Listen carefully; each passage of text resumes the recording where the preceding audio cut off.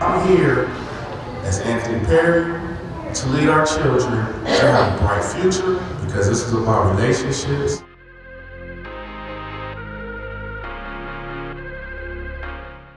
All right, thank you so much for allowing us to have this time today with you, Mr. Anthony Perry. I really appreciate being able to sit down and discuss such a topic that is near and dear to my heart, women in business. Welcome to this call. You know, we're doing everything virtually now, so we appreciate you sitting down, taking this time away from your family to discuss some things that is important to you as well as the community. I really appreciate your time today. Thank you. Thank you for having me today. And you're so wonderful, Carmelle. And I'm just so excited to talk to you about women in business. So thank you for having me. Yes, you're welcome. So just in case you don't know who I am, I'm Carmelle Hasan. I am the reason why that this topic is so important to me is because this is about women in business. I've been in business for myself full time for the last 8 years now. I've been a full-time entrepreneur, single mom, and resources in the community has been a huge asset to me and what has grown my business. So I believe that as a constituent and as residents in our communities, we should be able to talk to the politicians, the people that are responsible for the bills, responsible for making sure that we have what we need in our community for us to thrive in our economy and our families and our homes. I believe that it's important for us to come together and come up with solutions to problems. You know, obviously it's not going to, you know, everybody is not going to be happy all the time, but I believe that there's a lot of things that can be done in our community to make women entrepreneurs and women in business just even more, take it to the next level. I run several businesses full time, like I said, Revelation Nutraceuticals Organix, which is an international online website where you can get customized healing care products from healing, focused on healing from the root. And I also run an international virtual holistic wellness center where I help women, children, and families heal from the root as well using holistic practices. And I'm also a vegan chef, so I'm cooking up some delicious vegan meals. You'll find me in homes, and well, you used to find me in events, but we're not doing events right now. But it's a pleasure. It's a pleasure to serve the community in the way where I help people heal mind, body, and spirit, which I feel is essential. It's essential work that we need in our community. From the head, the father, the mom, the single mom, as well as the children as well. Getting into the schools, teaching our kids how to cook healthier meals and things like that. So I'm really excited about being an entrepreneur in our community and using my gifts to serve.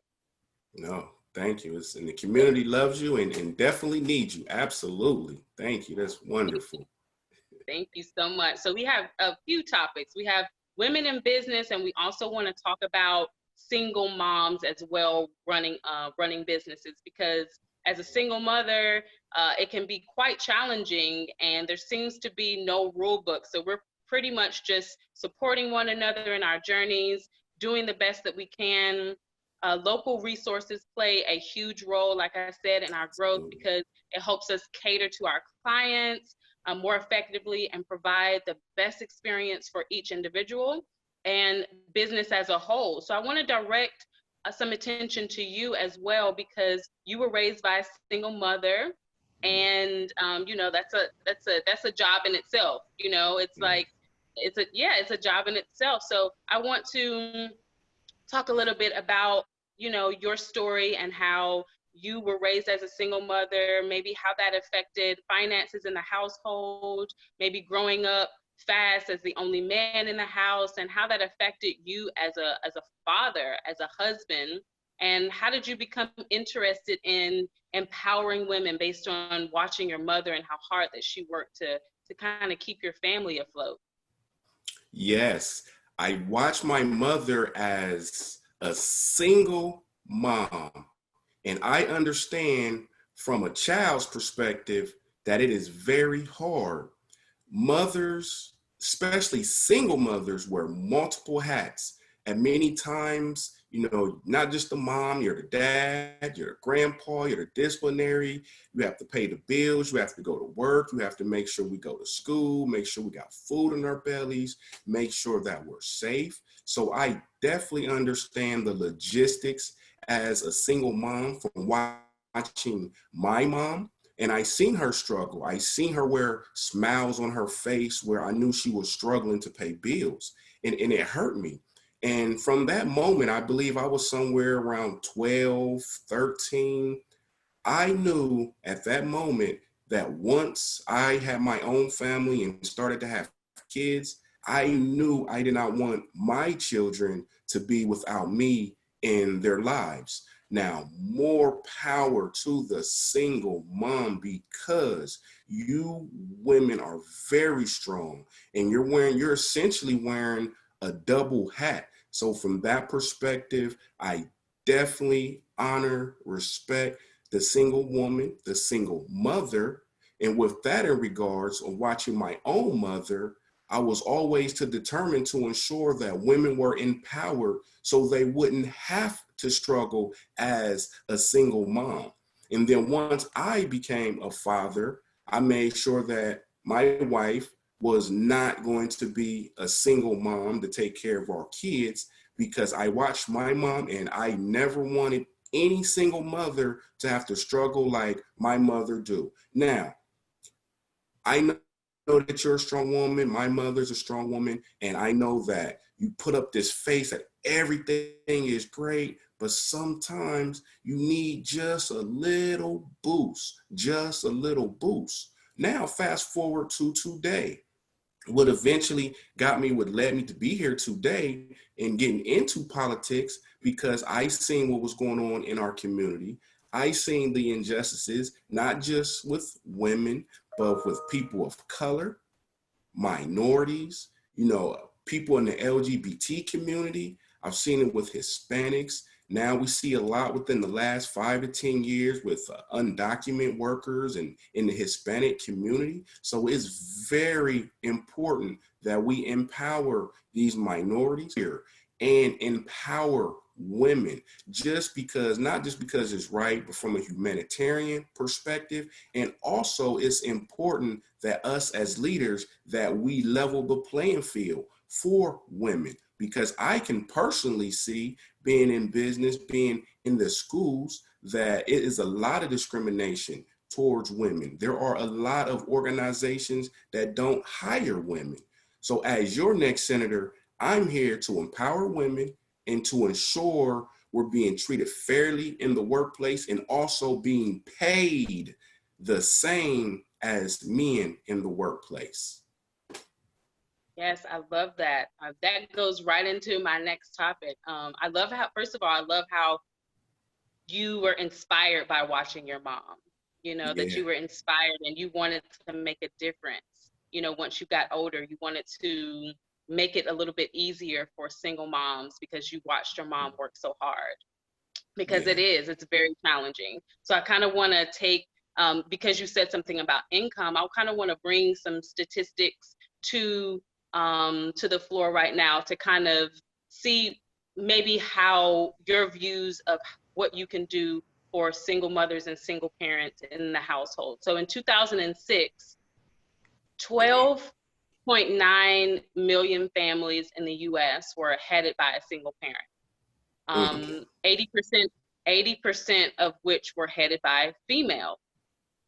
The newest Census Bureau reports that between 1960 and 2016, the percentage of children living in families with two parents decreased from 88% to 69%, so more single parents. Wow. So while a single parent with one child can manage on just over, and we're talking about California right now, while a single parent with one child can manage on just over $45,000, it takes, I mean, we all know the cost of living in California is really high, you know, so it takes at least $62,000 a year to truly make ends meet. Just, we're talking about making ends meet, Yeah. A to B, in California.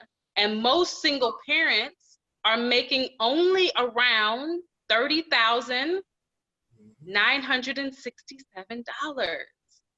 So let's go back. I said it takes at least 62,000 just to kind of make ends meet in California.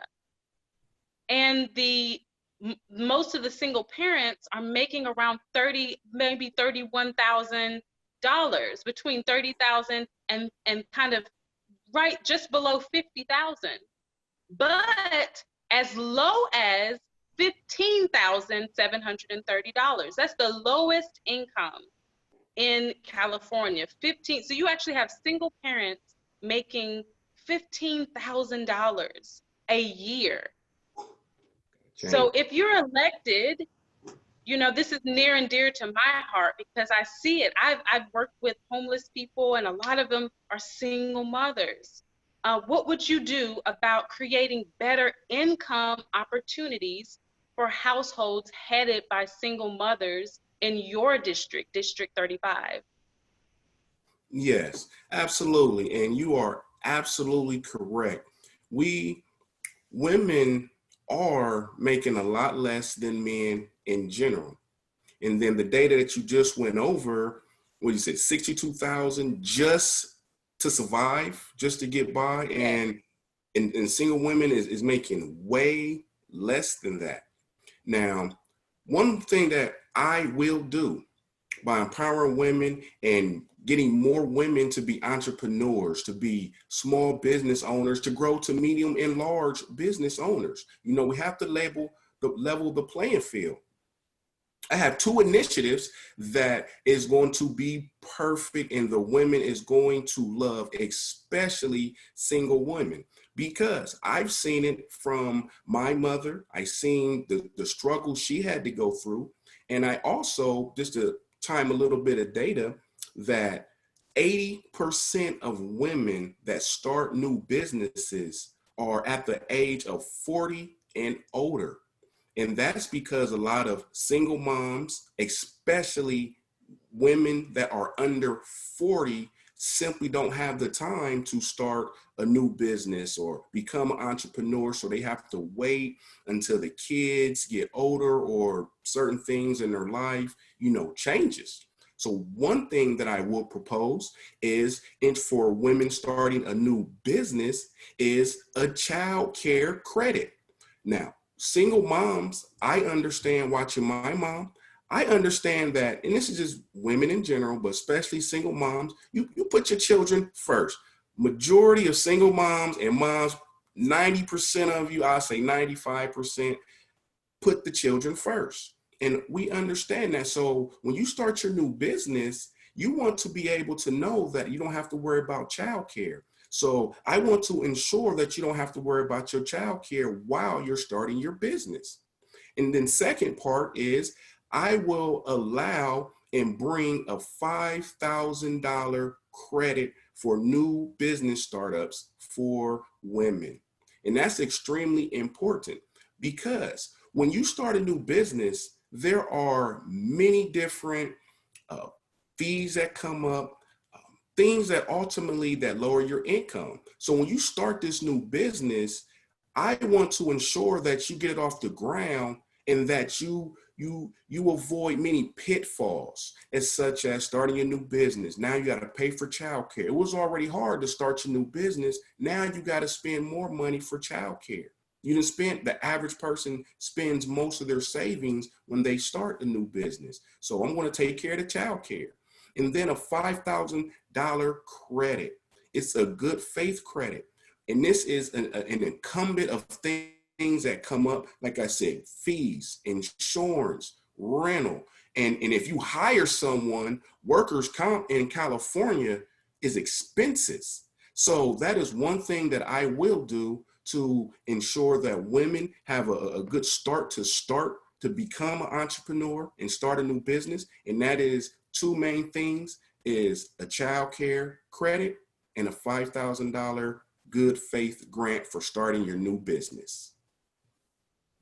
Wow, I love that. I believe that's very encouraging because and empowering to the woman, because you're telling her that, okay, yes, I might have this job, you know, and I might not get as much income. I'm not being able to take care of my children, take care of my family, take care of my household with this one income, and encouraging, giving them incentives and encouraging them to start businesses says, I can take hold and decide how much I'm going to make per year. Because as an entrepreneur, as hard as you work, that is, you know, you benefit from how much you work. So if you're willing to work hard, then your income possibilities can increase, double, you know, triple, quadruple. You just never Yes, know. yes. You know, so it's great. It gives it great incentive that allows them to make more money. Even if they do keep their 9 to 5, now they can also become an entrepreneur on the side.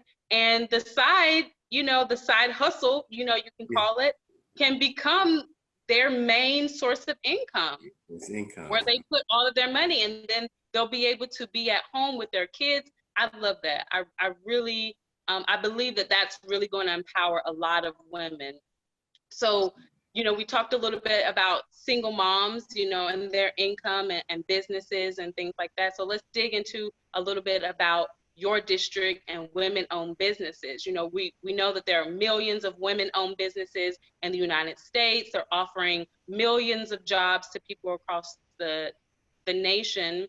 And these businesses represent 42% of all American businesses, nearly 13 million, employing over 10 million workers and generating trillions of dollars in Man. revenue Woo. every year, you know? So Yeah. that brings a lot of attention to, you know, being an entrepreneur, and that can also empower the women in your community as well. For District 35, the number of women-owned businesses increased 21%, while all businesses increased only 9%. So we see that women want to work for themselves. We want to Yeah. work for ourselves. We want to take control of our income. We want to provide more opportunities for ourselves as well as in the community.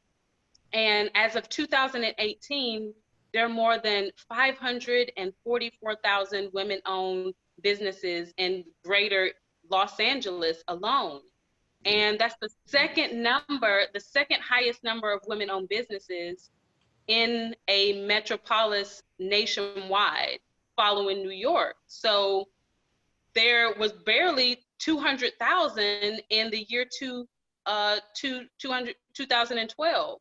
Yet in your district, District 35, that you're running in, there seems to be quite a shortage of businesses owned by women.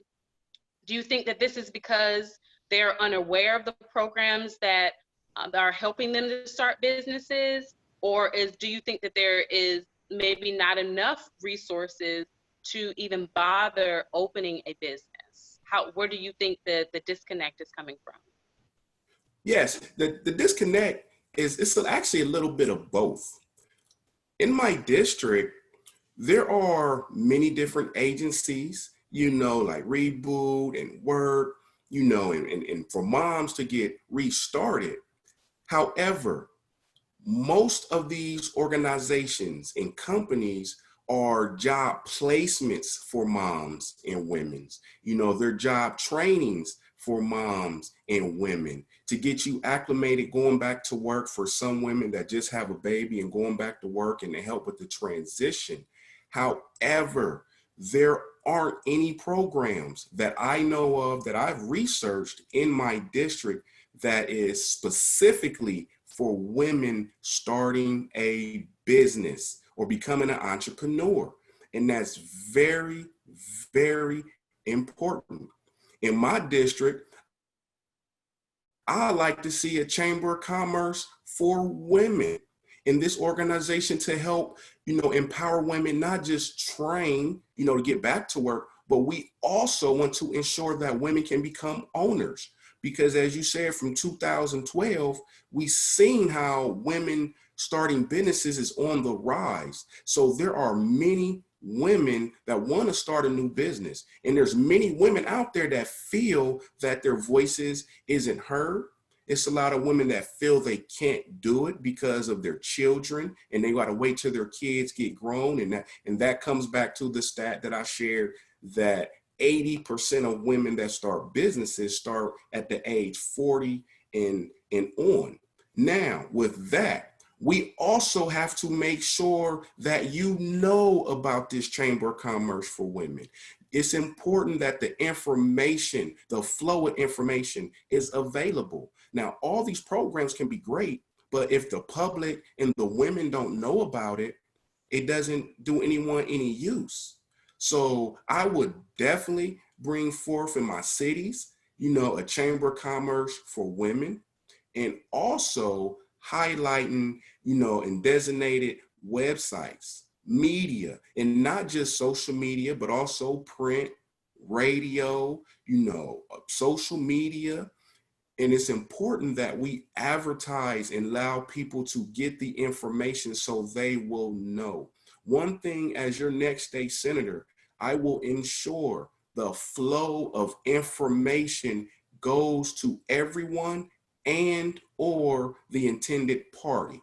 Because I've seen so many times, you can have many programs, they can be great, but if you only allow a certain group of people to know about it, only that certain group of people will benefit.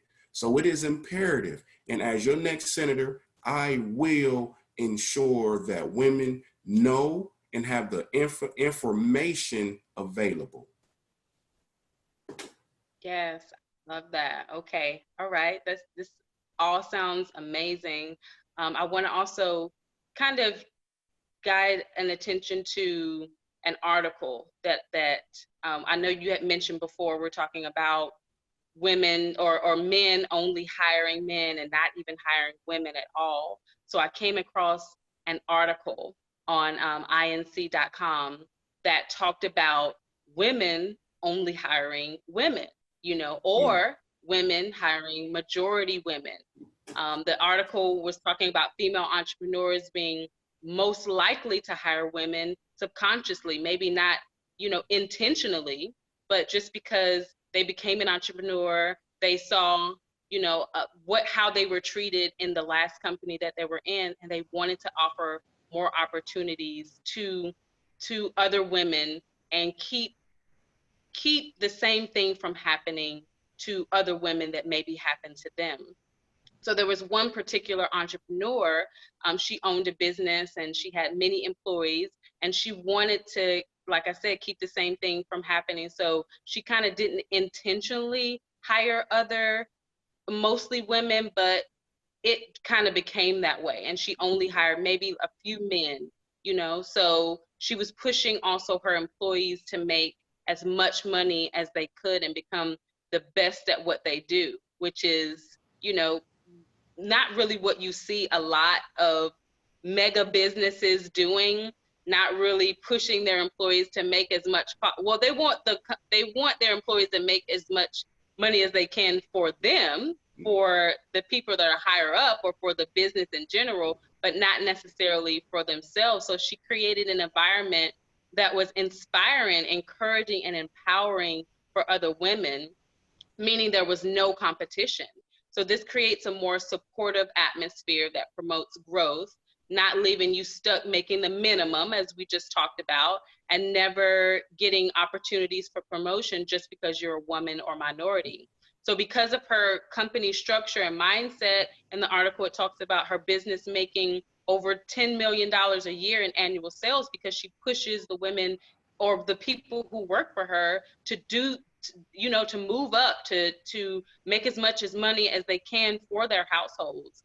And it's almost like we're creating opportunities for ourselves because we want to be a part of the solutions. We want to be a part of that. We want to be the change that we want to see. And this creates opportunities for women to be seen and recognized in their industry that maybe necessarily wouldn't have the opportunity otherwise, because sometimes you know, women just want to be seen. They want to have that opportunity to be able to put their gifts out there and their talents and have the potential to move up and just maybe given a chance to shine. So I believe kind of this environment created being surrounded by other women you're supporting, that are supporting you, is really empowering. And more and most not male dominated industries and companies, women are seen as somewhat inferior and not truly respected and heard. Yeah. And you know, we see that a lot in the tech industry.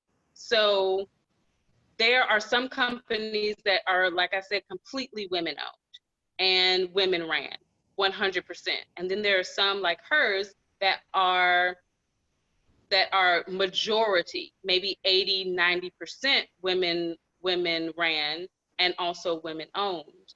But some may see this as more discrimination instead of a preference, because you know that there's definitely a thin line between discrimination and just saying, hey, I prefer to hire women because, you know, there was less drama. Yeah. It just you know, it promoted more growth, you know, no sexual harassment and things like that. So there's definitely a thin line. As a political candidate, what are your thoughts on this? And do you believe that this structure is an asset to the community and is beneficial to consumers? Or do you believe that every business should promote diversity and gender, no matter what their preference might be? Yes, I definitely think this is a benefit to the community, and I definitely support the business, you know, for taking these steps to ensure that, you know, these women's, you know, voice are being heard. Two quick things. You pointed out one quick thing. You said she did not intend. And two things that I will look at. It's the intent and the transparency. Now, I understand because I've seen it in the business world where you got a company A. We just say company A, president male, vice president male, board, you know, 7 males, you know, 1 woman, the chairman, and there's not a lot of promotion within, so you want to start your own business. And you want to ensure other women don't have to go through that. So now you got a company where you got a woman president, vice president, you know, majority chair, just to give an example. However, we have to ensure that we're being transparent with these decisions and that the intent, the reason why we're doing it, because we have to jump on the far end of the pool. Let's just say hypothetical, company B. We just use an example, company B. Let's say it's a white male. And he says, you know what? I'm going to hire people like me and I'm just going to hire all white males. Now, if that hit the news, the city's going to go bananas. You know, so we have to look at the intent. You know, I remember this is over 15 years ago, over maybe 20 years ago, Victoria's Secret. Almost every woman knows what Victoria's Secret is. You know, it's a lingerie store. You know, every person can wear lingerie. However, they were sued, you know, with some men that felt discrimination because Victoria's Secret at this time was only hiring women. Now, Victoria's Secret, they eventually settled, but Victoria's Secret's intent was to make women feel comfortable selling lingerie. However, the argument go on, we talk about, you know, different things, you know, lingerie's for everyone, you know, for every person. So they went and settled. And then now today, if you look 2020, Victoria's Secret, many of their stores, you will see male and female associates. So to go back to your question, I will ensure that every business has good intentions and they're being transparent with their actions. I am 100% being diverse, you know, including different nationalities, different backgrounds, different race, different colors. You know, I support being diverse, but I also support, you know, helping a protected group. because of the discrimination, because of the low pay grade, because of sexual harassment and things of those natures. So I do support it. However, we just have to make sure the intent is in the right place and we're being transparent in our business decisions. Yes, I love that. Yep, that makes a lot of sense. Thank you so much for this time sharing with us today. Thank you so much for allowing us to ask you the hard questions and really showing your support and how you plan to empower women in your community. If you're elected as California State Senator in District 35, we appreciate your time today. And is there tell people how they can reach you, how they can, where they can find you, how they can support you as well, and any final statements you might have. Yes. You can reach me at anthonyperry.org. You can send me information. You can click on the Your Voice link. If you have a concern in your city, go to that Your Voice link. I will answer. I will respond. You can help by volunteering. It's a volunteer tab on there. Click on that tab, send us your info. My campaign director reach out to you. I will reach out to you, and we will bring you aboard to help volunteer. If you would like to make a donation, it's a donation link there. You can contribute, make a contribution. You know, that is definitely here and to help the campaign. I am Anthony Perry. I am an independent. And it's very important that I stress this is because Democrats, you have a voice with me. Republicans, you have a voice with me. My campaign is a grassroots campaign, and I am here for the people, solely for the people. One quick thing. Yes, please. I want to make a personal statement. My mother is actually on right now watching, and I just want to tell my mother, you know, thank you. I'm here because of you. You know, my mother was my mother and my father, you know, for a majority of my life, you know, and my sister was my sister and my father. My grandmother was my grandmother and my father. My aunts was like my aunts and my father, and my uncles was like my uncles and my fathers. So I'm here because of family, and I was raised by women, and I personally want to thank my mother, you know, and I just want to say that I love you, and thank you for making me be the person who I am, and even in the younger days when I was a little knucklehead, you know, staying on top of me and disciplining me. And I thank my mother for that. And I love my mother with all my heart. And so I just want to say thank you, because her life and the way she raised me ultimately led me to make decisions what was ultimately got me here today.